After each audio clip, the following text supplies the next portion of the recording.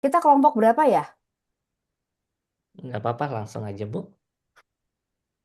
Oke, terima kasih. Perkenalkan kami dari kelompok 3 akan membawakan materi mengenai PT Indosemen Tunggal Prakarsa atau INTP. Ini adalah nama-nama kami semua, satu kelompok, kami berenam, dan saya akan memulai dengan sejarah dari pertamanya. Oke, kita akan mulai dengan sejarah dan perkembangan PT Indosemen Tunggal Prakarsa atau dikenal dengan INTP. Dengan kode saham INTP tercatat di Bursa Efek Indonesia pada tanggal 5 Desember 1989. Sebenarnya INTP ini berdiri sejak tahun 1985 dan merupakan pabrik pertama milik PT Distinct Indonesia Cement Enterprises atau DC yang resmi mulai beroperasi pada tahun 1975.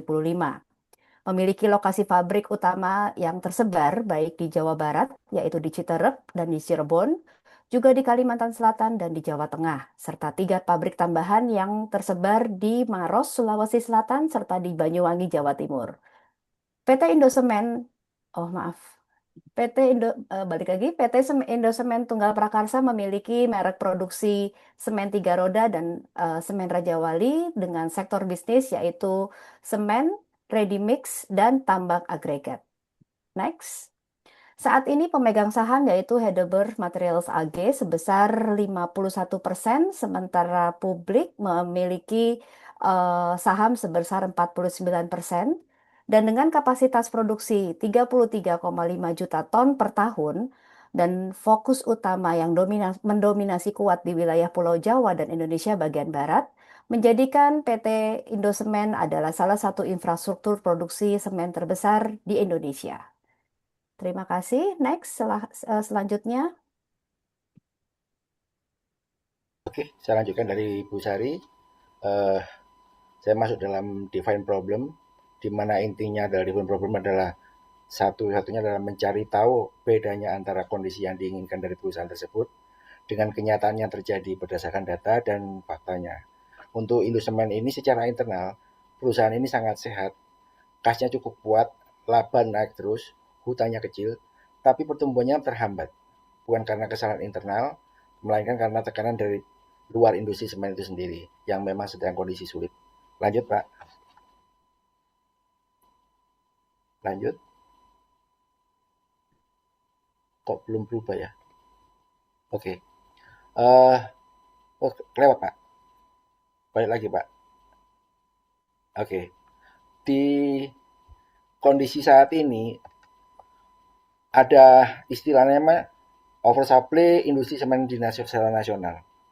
Permasalahan utama yang dihadapi industri semen nasional saat ini adalah kondisi yang oversupply yang telah berlangsung selama beberapa tahun, di mana kapasitas semen sendiri saat ini mencapai 120 juta ton per tahun, sementara konsumsi domestiknya berada di kisaran 62 sampai 65 ton per tahun.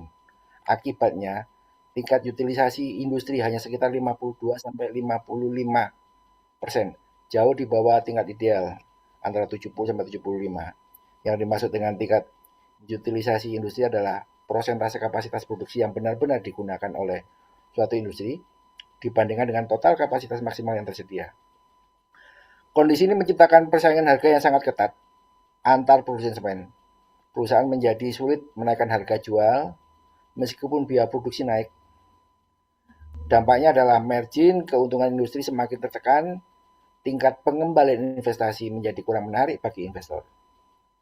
Bagi Indosemen sendiri, kondisi ini merupakan akar masalah utama karena perusahaan harus bersaing dalam pasar yang kapasitas produksinya jauh lebih besar dibandingkan permintaan yang tersedia. Yang saya sampaikan berdasarkan data-data dari Ikatraku Sekuritas dan Market Scanner Industri. Lanjut, Pak.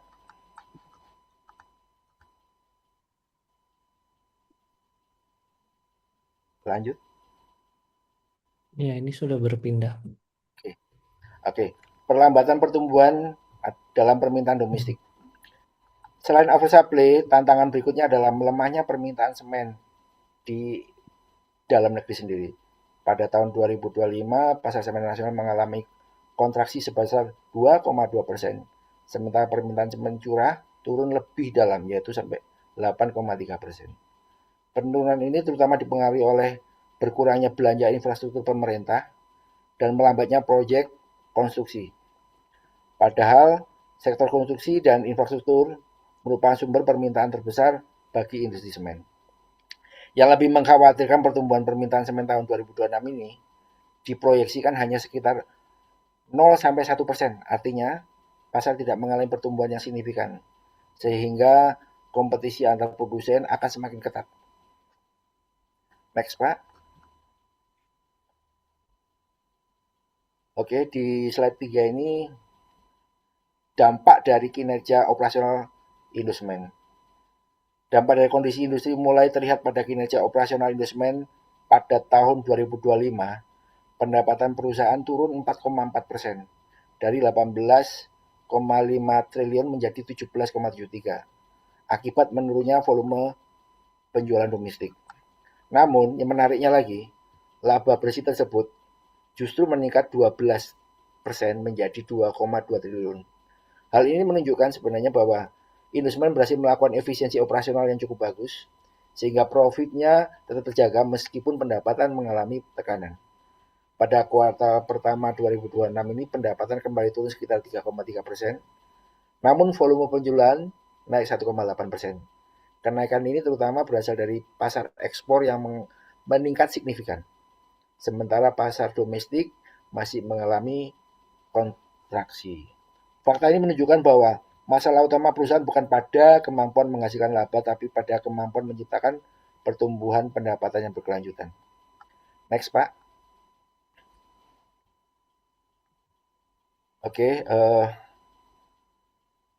industri semen merupakan industri yang sangat intensif, energinya cukup tinggi, sekitar 30-40% biaya produksi berasal dari energi, termasuk batu bara, listrik, distribusi, dan logistik. Oleh karena itu, setiap kenaikan harga energi atau biaya transportasi akan langsung berdampak pada margin dari perusahaan. Untuk mengurangi risiko tersebut, Indosemen telah menjalankan berbagai program efisiensi, termasuk penggunaan bahan bakar alternatif dan pengembangan fasilitas biomasa. Strategi ini bertujuan untuk menjaga daya saing biaya produksi di tengah fluktuasi energi global. Lanjut, Pak.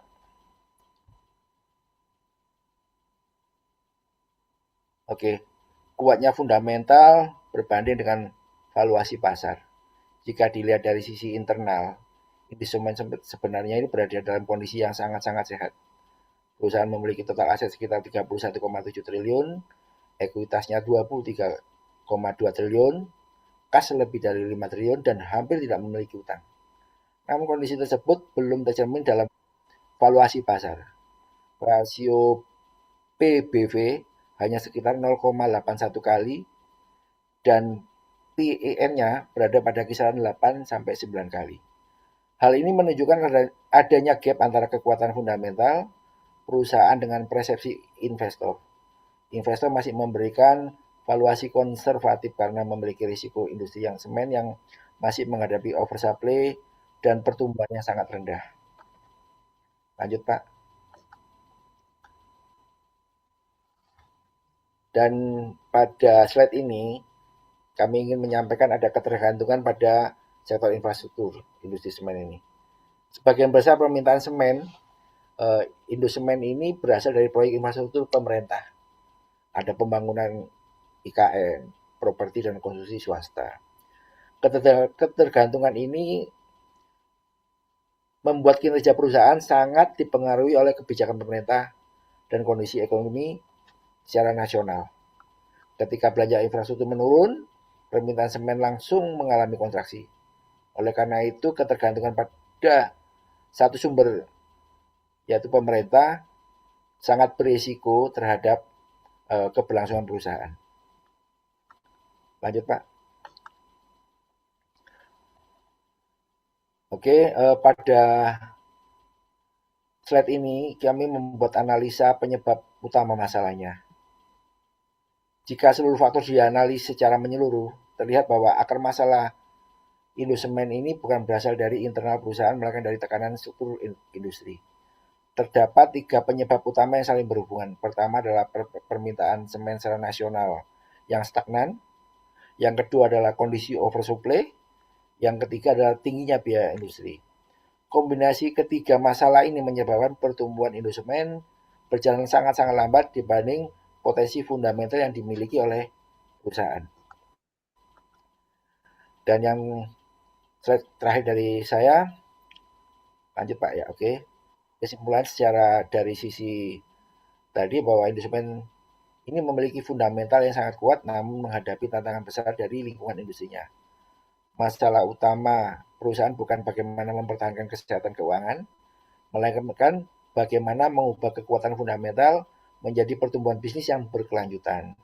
Oleh karena itu, fokus strategi perusahaan ke depan adalah meningkatkan efisiensi operasional, memperluas penggunaan energi alternatif, memperkuat pasar ekspor yang tidak ada ketergantungan sama pemerintah.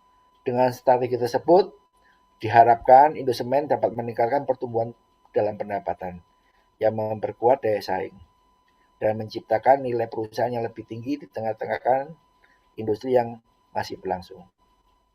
Mungkin dilanjutkan dari Bu Dewi. Terima kasih Pak Mediono. Dari apa yang disampaikan oleh Pak Mediono tadi, maka kelompok kami memutuskan untuk mengambil topik transfer pricing. Alasannya kenapa? Pertama, karena Indosemen ini perusahaan besar yang terdesentralisasi. Pertama, memiliki pabrik yang banyak. Kemudian kedua, memiliki lini bisnis yang banyak gitu. Jadi berbagai macam, mulai dari produksi semen, ready mix concrete, tambang, dan bahkan ada transportation service. Nah, struktur bisnis yang kompleks ini menunjukkan adanya berbagai unit atau divisi yang berpotensi melakukan transaksi internal antar pusat pertanggungjawabannya gitu.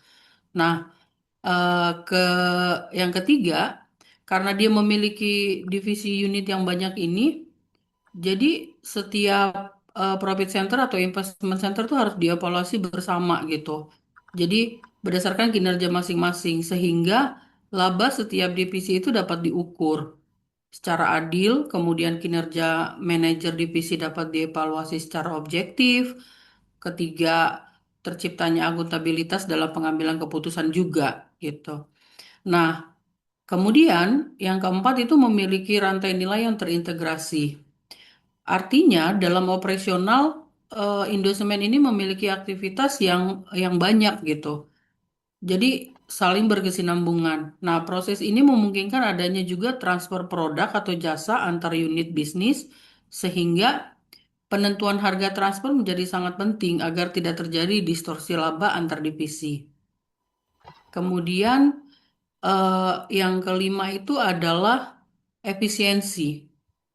Nah, efisiensi ini saat ini Indosemen menghadapi kendala itu. Berdasarkan analisa perusahaan, Indosemen kan menghadapi oversupply industri semen nasional seperti yang tadi Pak Mediono sudah sampaikan, kemudian perlambatan pertumbuhan permintaan domestik, tekanan biaya energi dan logistik. Nah, dalam kondisi tersebut, manajemen membutuhkan sistem transfer pricing yang tepat gitu untuk pertama mengendalikan biaya antar unit. Kedua, mengoptimalkan penggunaan kapasitas produksi, kemudian mendukung pengambilan keputusan yang meningkatkan profitabilitas perusahaan secara keseluruhan. Nah, yang terakhir ini adalah profit center. Profit center dan investment center. Dalam perusahaan manufaktur besar seperti Indosemen, pabrik dapat diperlakukan sebagai profit center. Sedangkan unit distribusi bisa menjadi revenue center. Nah, kantor regional atau unit bisnis tersebut dapat menjadi investment center. Penetapan transfer pricing ini akan mempengaruhi yang pertama adalah laba divisi, kemudian return on investment-nya, evaluasi kinerja manajer. Maka kami memutuskan untuk menggali transfer pricing ini di Indosemen. Slide selanjutnya, rekan saya, Ibu Koni untuk melanjutkannya. Terima kasih. Terima kasih Bu Dewi. Oke, untuk saya slide 16, 17, dan 18 ini tentang data perhitungan PT Indosemen Tunggal Prakarsa. Ya, analisis ini berdasarkan catatan dari 26A, laporan keuangan tahun 2025, fokus pada transaksi dan saldo dengan pihak berelasi atau related parties, menunjukkan hubungan operasional utama dalam grup. Kalau kita lihat di sini pihak-pihak yang berelasi itu ada Heidelberg Material Asia, PT Baktisari Perkasa Bersama, PT Jaya Berdikari Cipta, PT Pama Indo Mining, Dana Pensiun Indosemen Tunggal Prakarsa, Dewan Komisaris, dan Dewan Direksi. Next slide, please. Ya, ini dia laporan keuangannya, saldo dan transaksinya dalam kegiatan usaha normal. Kelompok usaha melakukan transaksi dengan pihak-pihak berelasi, transaksi-transaksi yang signifikan dan saldo-saldo yang berkaitan dengan pihak-pihak berelasi adalah sebagai berikut. Kalau bisa kita lihat di sini ada piutang usaha, piutang lain-lain, utang usaha, dan utang lain-lain. Next slide, please. Oke, perhitungan dan analisanya berdasarkan catatan dari 26A, laporan keuangan INTP 2025, total utang lain-lain kepada pihak berelasi meningkat sebesar 18,46% dari 225,3 miliar rupiah pada tahun 2024 menjadi 266,9 miliar rupiah pada tahun 2025. Saldo terbesar berasal dari Heidelberg Material AG sebesar 211 miliar rupiah atau 79,1% dari total utang pihak berelasi. Hal ini menunjukkan bahwa dukungan teknis, engineering, procurement, dan shared service dari grup Heidelberg Materials merupakan komponen hubungan ekonomi yang paling signifikan. Sementara itu, kewajiban kepada PT Pama Indo Mining meningkat 29,41%, mencerminkan meningkatnya peran jasa penambangan dalam rantai pasok bahan baku. Sebaliknya, kewajiban kepada PT Jaya Berdikari Cipta menurun 14,77%, yang mengindikasikan efisiensi atau penurunan penggunaan jasa transportasi selama tahun 2025. Selanjutnya, pada rekan saya Aris.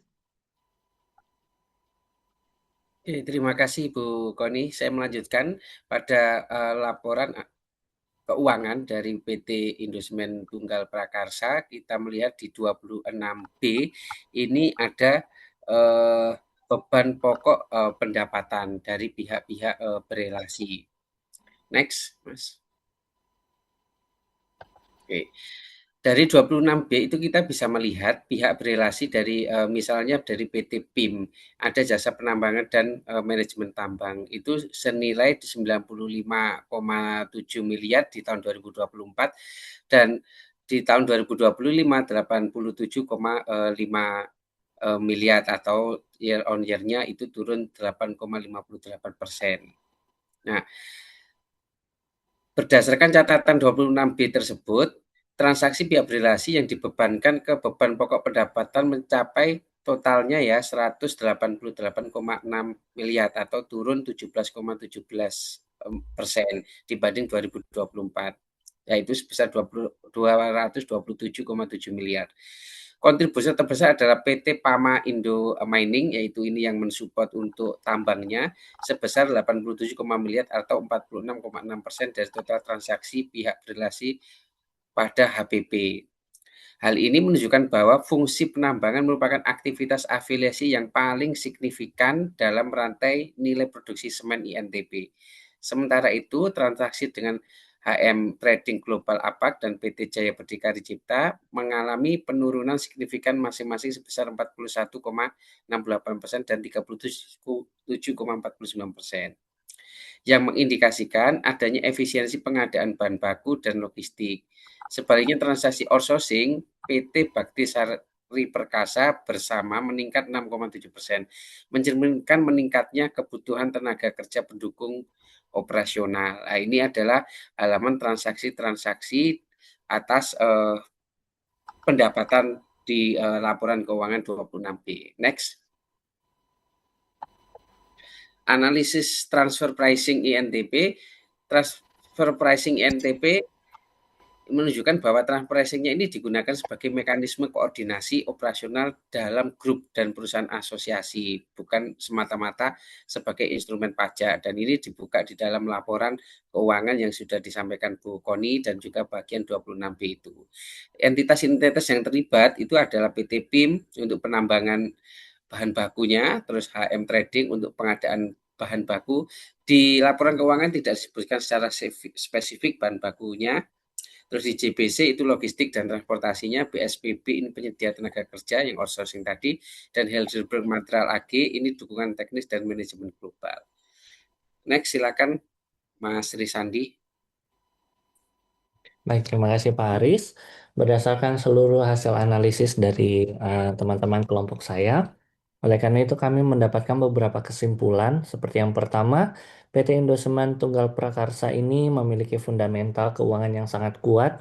Ini bisa kita lihat dari posisi kas yang besar, tingkat utang yang sangat rendah, profitabilitas yang tetap terjaga, serta kemampuan menghasilkan laba meskipun pendapatan mereka mengalami penurunan.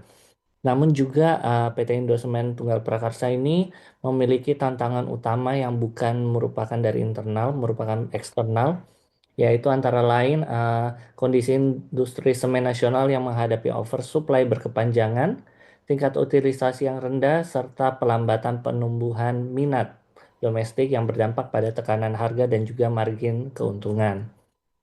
Kemudian selain itu, ketergantungan terhadap sektor konstruksi dan infrastruktur ini membuat kinerja perusahaan cukup sensitif terhadap kondisi ekonomi nasional dan juga kebijakan belanja pemerintah. Analisis transfer pricing juga ini menunjukkan bahwa transaksi antar pihak berelasi dalam grup lebih berfungsi sebagai sarana koordinasi operasional, efisiensi, rantai pasok, dan pengukuran kinerja unit bisnis dibandingkan sebagai instrumen perpajakan. Oleh karena itu, keberlangsungan pertumbuhan perusahaan ini sangat bergantung pada kemampuan perusahaan dalam meningkatkan efisiensi, mengelola biaya energi dan logistik, serta memperluas pasar yang berada di luar domestik, luar pasar. Kemudian berdasarkan kesimpulan itu juga kami memberikan beberapa saran seperti di mana perusahaan ini perlu terus untuk memperkuat strategi efisiensi operasional mereka untuk mengurangi sensitivitas terhadap kenaikan biaya energi dan juga transportasi. Langkah ini sangat penting untuk menjaga margin keuntungan di tengah persaingan harga yang ketat akibat kondisi oversupply industri semen nasional. Kemudian juga mempercepat diversifikasi pasar melalui penguatan ekspor dan pengembangan segmen bisnis bernilai tambah seperti ready mix concrete dan agregat guna mengurangi ketergantungan terhadap proyek infrastruktur domestik. Sedangkan dari sisi transfer pricing, perusahaan perlu untuk mempertahankan prinsip kewajaran dan transportasi dalam transaksi pihak berelasi agar dapat terus mendukung efisiensi profit operasional, pengukuran kinerja divisi, serta menciptakan nilai jangka panjang bagi pemegang saham. Saya rasa itu dia. Ini berikutnya adalah daftar pustaka dari tugas kelompok kami. Dan saya rasa itu dia presentasi dari kelompok kami. Sekian dan terima kasih.